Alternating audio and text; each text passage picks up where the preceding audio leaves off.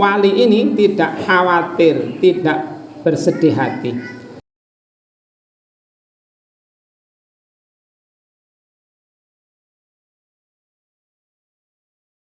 Kita ingat ya, umat-umat terdahulu didustakan, diolok-olok, dimusuhi, diusir, di macam-macam, dibunuh, dibantai, disiksa, macam-macam begitu. Itu mereka tetap mengutamakan ketakwaan kepada Allah Subhanahu wa Ta'ala. Walaupun seringnya Nabi dan pengikutnya mendapatkan pertolongan dari Allah Subhanahu wa Ta'ala. Kalau tidak mempersenjatai dirinya sendiri, kaum muslimin itu kalau tidak mempersenjatai dirinya sendiri, ya ditolong oleh Allah dengan ditimpakan kepada umatnya yang memusuhi itu dengan bencana-bencana. Ada yang dihujani batu, ada yang ditimpa hawa panas, sampai-sampai semuanya terbakar, sumur-sumur kering. Begitu itu karena mereka memperolok-olokkan pelaku dakwah dan materi dakwah. Dalam akidah Islam ada dikenal wali. Nah, wali itu seringnya adalah orang-orang yang bertakwa kepada Allah Subhanahu wa Ta'ala. Kadang-kadang orang yang bertakwa ini juga berprofesi sebagai dai atau mubalik atau kiai atau penyeru. Ada kalanya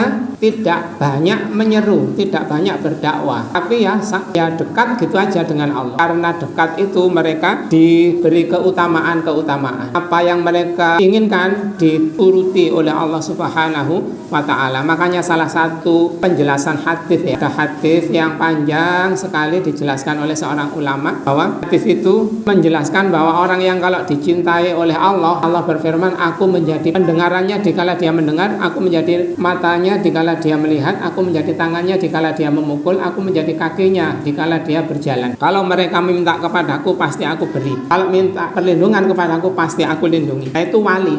Apa wali itu? Kalau yang difahami oleh sebagian orang, yang di Indonesia itu mengenal sebagai ada wali songo. Padahal bukan hanya 9 wali. Insya Allah sangat banyak. Dan bisa jadi yang 9 orang itu ada yang bukan wali. Bisa jadi begitu. Nah, yang dikenal oleh sebagian orang adalah 9 wali penyebar agama Islam di Pulau Jawa pada abad yang ke-14 sampai 16.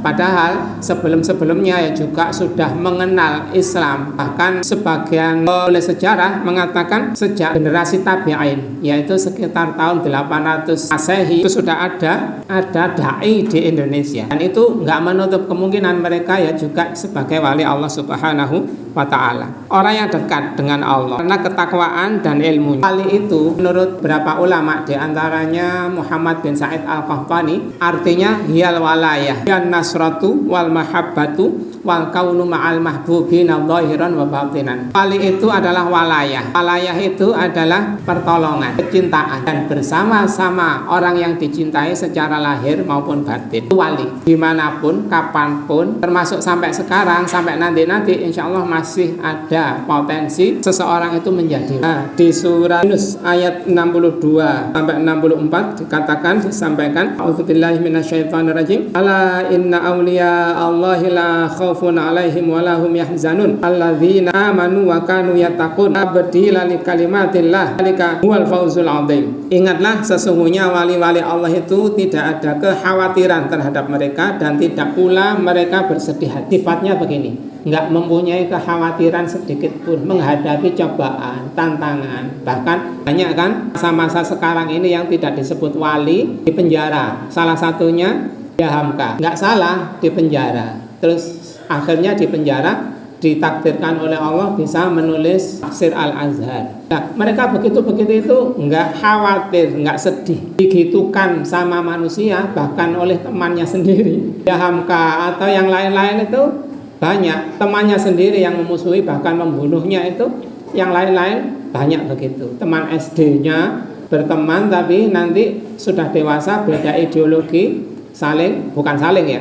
Yang wali-wali begini ini dimusuhi oleh temannya dulu itu. Nah, begitu itu wali ini tidak khawatir, tidak bersedih hati. Siapa sifat-sifat yang lain dari wali-wali itu? Yaitu orang